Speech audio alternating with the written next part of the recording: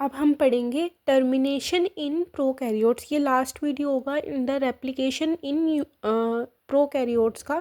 तो टर्मिनेशन कैसे होती है प्रोकैरियोट्स में? हमारे पास जैसे कि ये हमारा डीएनए है, डबल स्ट्रैंडेड सर्कुलर डीएनए है, इसके पास क्या होता है, टर साइट होती है, 7 टर साइट होती हैं which is from A to F.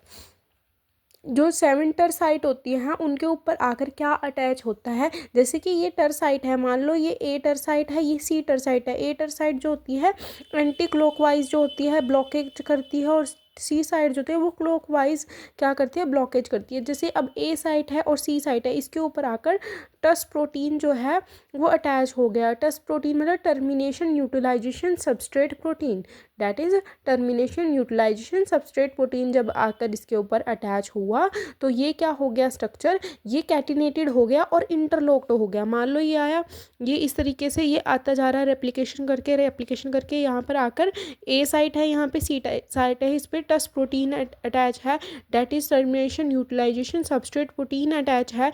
तो इसने क्या कर दिया, यहाँ पे डी कैटिनेशन कर दी, सॉरी कैटिनेशन कर दिया और इंटरलॉकेज कर दिया।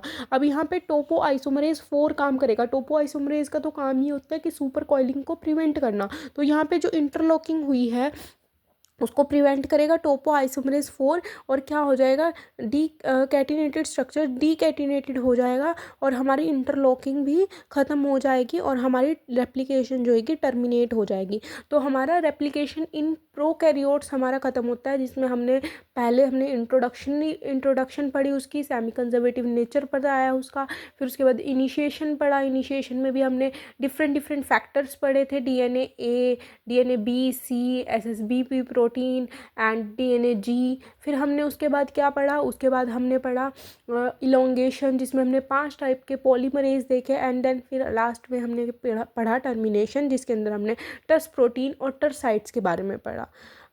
Thank you. If you like the video then share, subscribe it, share it and like.